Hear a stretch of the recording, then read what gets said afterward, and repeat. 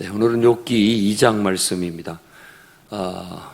어떤 책보다도 인생에 대해서 깊이 우리가 사유할 수 있는 그런 너무나도 훌륭한 책이 욥기가 아닌가 생각이 됩니다. 오늘은 이제 두 번째 하늘의 회의, 천상회의가 있었던 것을 말해줍니다. 그래서 똑같이 1장에서와 같은 똑같은 천상회의 장면입니다. 하나님의 아들들이 오고 사탄도 와서 여호와 앞에 회의를 하는 모양인데, 그때 여호와께서 또 사탄에게 어디서 왔느냐라고 묻자 사탄은 똑같이 땅을 두루 돌아 여기저기 다녔다라고 말합니다. 그러니까 이 천사나 사탄이나 내나 이제 사탄도 타락한 천사로 그렇게 성경에서는 우리에게 정보를 주고 있습니다.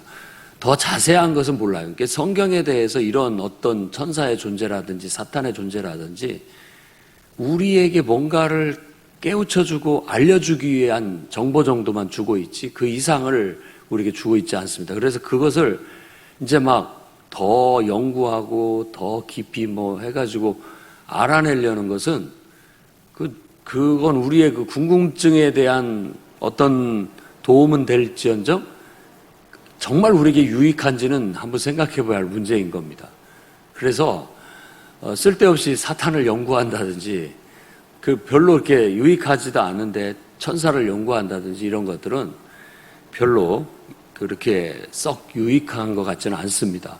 그래서 성경이 말하는 것만큼 알고 성경이 말하지 않는 데에서 우리도 그치는 것이 제일 건전한 신앙이 될 수 있다라는 거예요.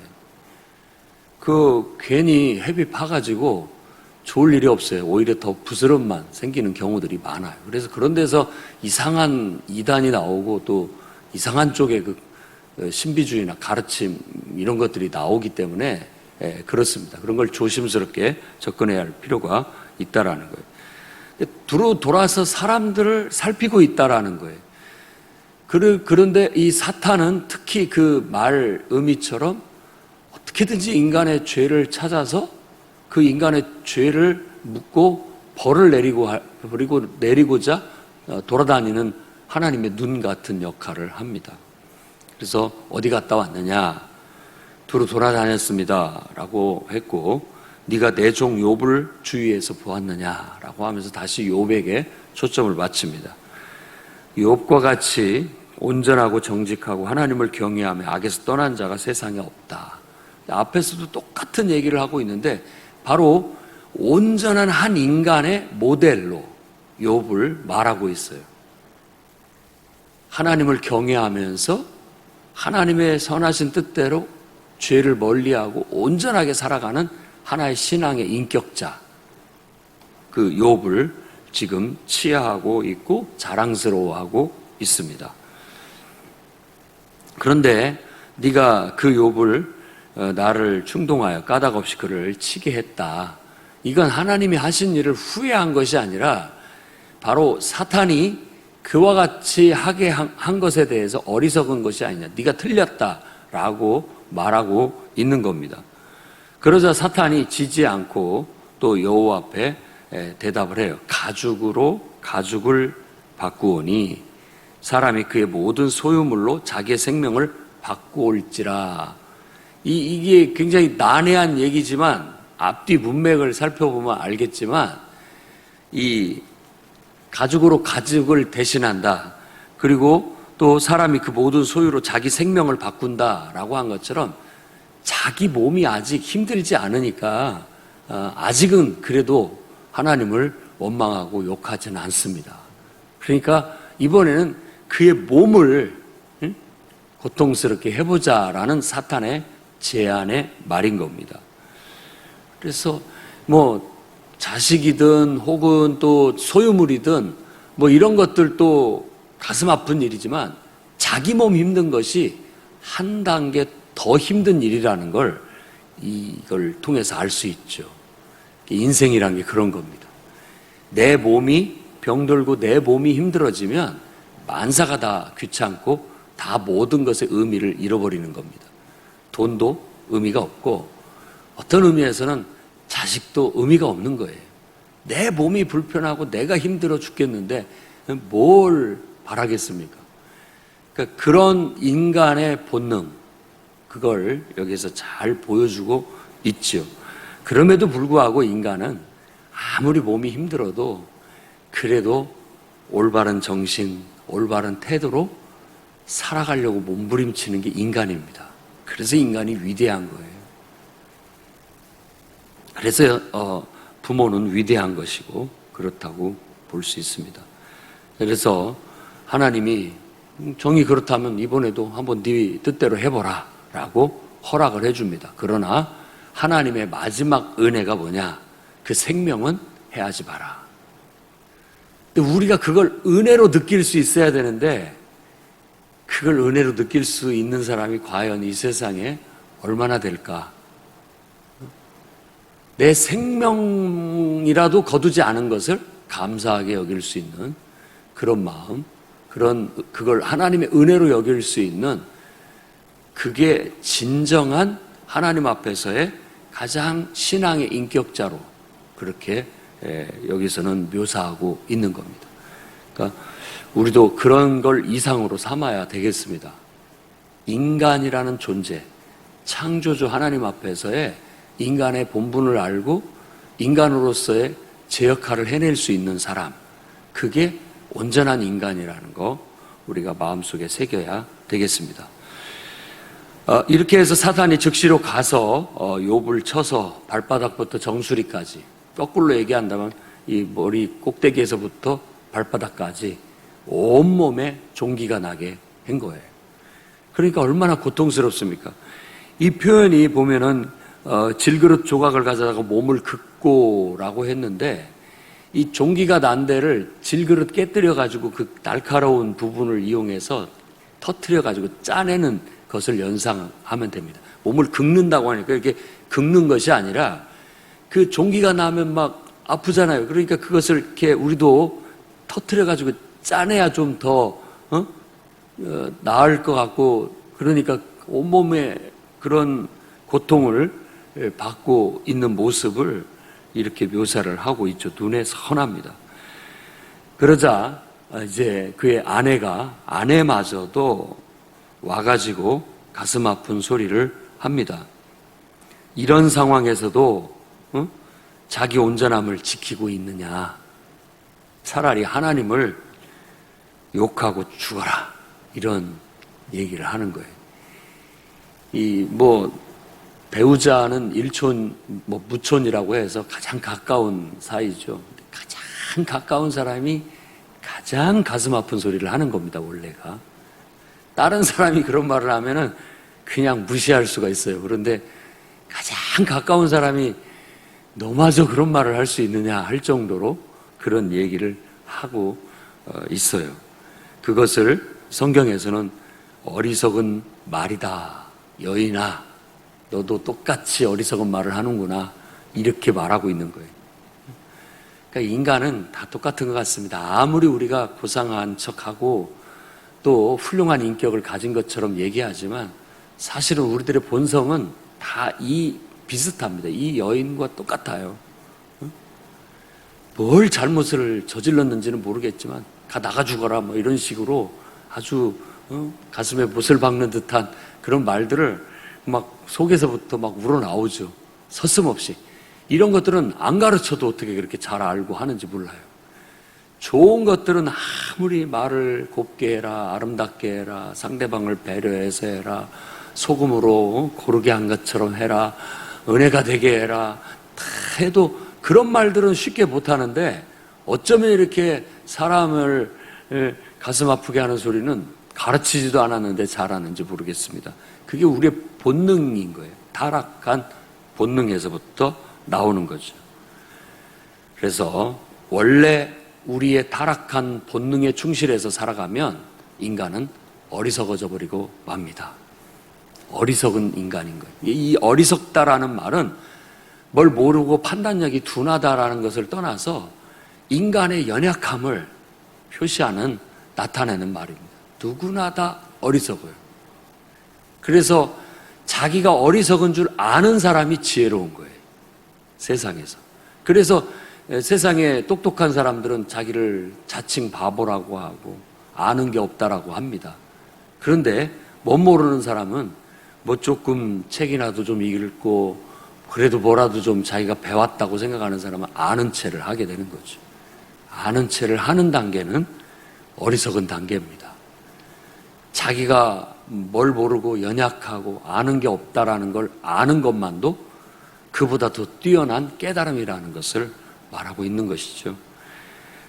그래서 인간이 인간인 줄을 알고 인간의 연약함을 알고 그리고 그 속에서 창조주 하나님을 발견하고 인정하고 그런 하나님을 인정하는 가운데 하나님을 인정하며 자기를 알고 살아가는 인간의 됨됨이, 이게 가장 이 세상에서 말할 때는 온전한 인간이 바로 욥이 그와 같은 사람이라는 걸 보여주고 있는 겁니다.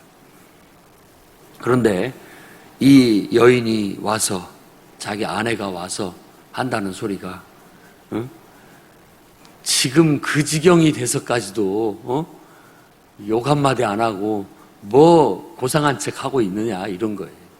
성인 군자처럼 그런 상황에서 네가 굴고 앉아 있을 수 있느냐.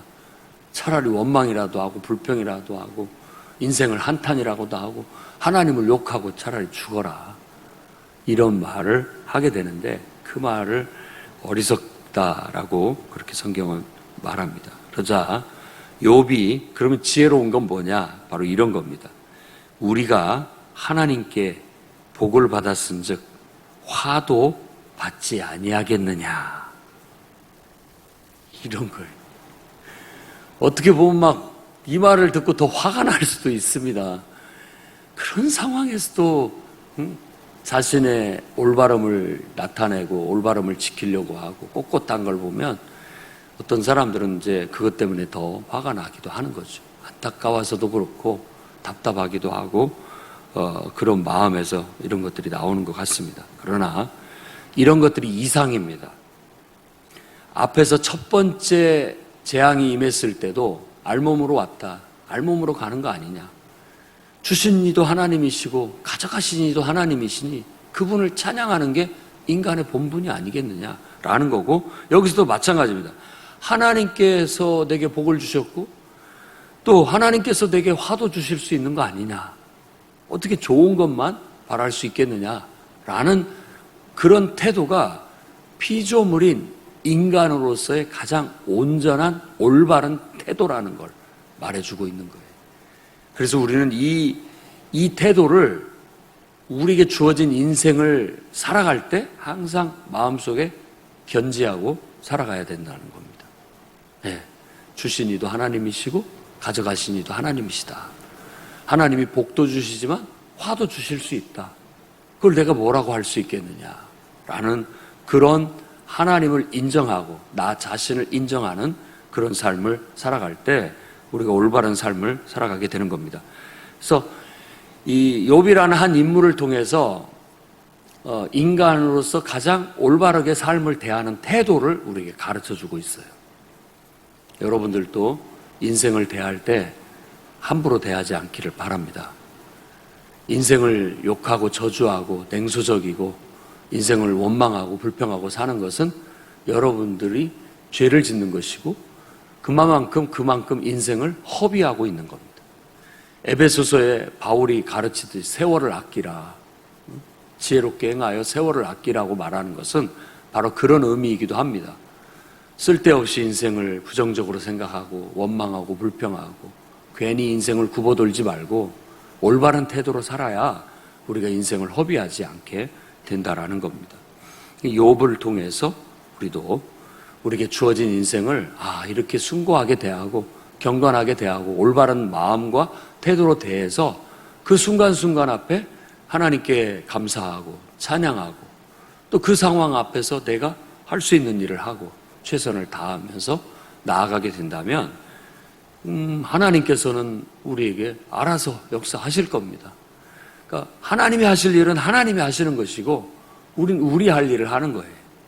어떻든지 간에 이런 게 믿음이고 충성이고 그게 온전함인 겁니다. 이걸 지금은 우리는 하나님과 인간으로 생각해서 이 이야기를 묵상하고 있습니다만은 한번 생각해 보십시오. 진짜 왕하고 신하라고 생각을 해보세요. 왕하고 신하. 왕이 충성된 신하가 있어요. 그래서 얼마나 든든한지 몰라요. 늘 자랑스럽고. 그런데 어느 날 간신히 와가지고 충동질을 해요. 걔 왕이 너무나 잘해주니까 왕한테 그렇게 충성하고 잘하는 거 아닙니까? 내 생각은 다른데 걔는 아마 어떤 상황에서도 내게 충성을 다할 거야. 한번 싹 관직 박탈하고 재산 다 몰수하고 처자식도 다 죽여보십시오.